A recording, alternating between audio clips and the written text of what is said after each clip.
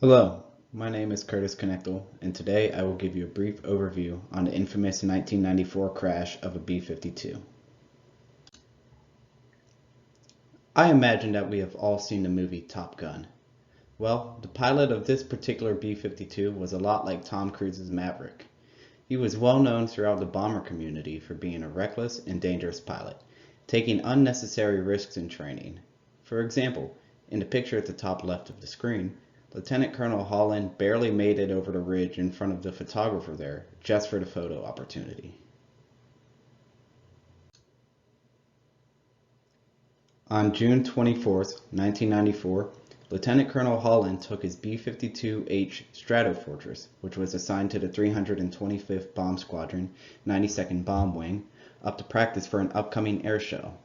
Lieutenant Colonel Holland's reckless flight history was well known, but the command culture of the squadron was such that all complaints against him were virtually ignored. Most pilots in the unit didn't want to fly with him. In the captain's seat was Lieutenant Colonel Bud Holland. He had flown the B-52 since 1971 and had over 5,000 hours flight time and 31 past check rides without failing once. He was known as a gifted stick and rudder pilot. Lieutenant Colonel Mark McGeehan sat in the co-pilot seat. There had been considerable animosity between him and Holland because he had seen how dangerously Holland flew. Knowing this, McGeehan volunteered himself as co-pilot for all of Holland's future flights to protect the pilots under his command from flying with him. The safety observer position was held by Colonel Robert Wolfe, who was also the vice wing commander. He was added as safety observer just the morning of the flight. This was to be his final flight in the Air Force, and his family was present in the crowd for his ceremony after the flight. Rounding out the crew was Lieutenant Colonel Ken Huston as navigator.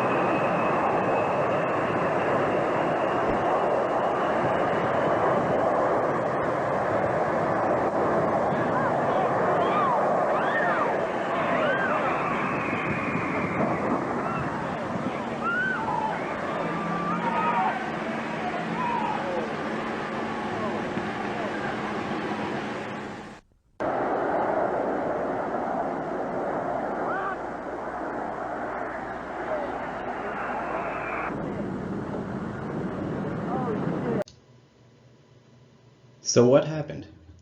The B-52, call sign Czar 52, was supposed to execute a touch and go on runway 23, but had to go around due to a KC-135 tanker on the runway that had just landed.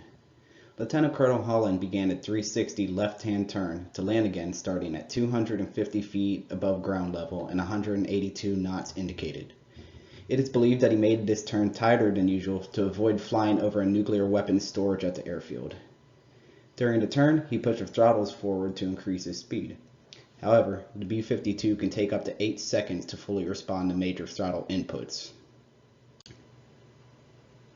A few seconds later, the aircraft was at 145 knots and at a bank angle of over 60 degrees.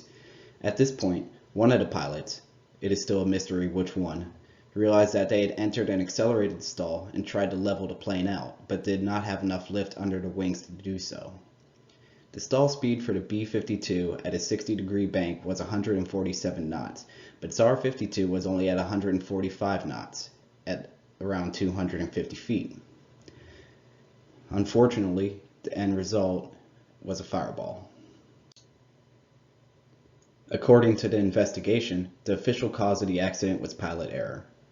The flight profile that they were practicing for the air show had many unsafe maneuvers that pushed the B-52 to the edges of its performance envelope. However, the profile had been approved by the command. The Air Force investigation also identified a leadership failure within the 325th Bomb Squadron, claiming that Holland should have been grounded or disciplined years ago, that he had been allowed to continue to fly dangerously and have himself and 3 others die because of his overconfidence was criminal. This led to major changes in the command climate of the 325th, many officers being fired or court-martialed, and new regulations for flight safety to come into effect. Crew resource management, CRM, was more heavily emphasized in training.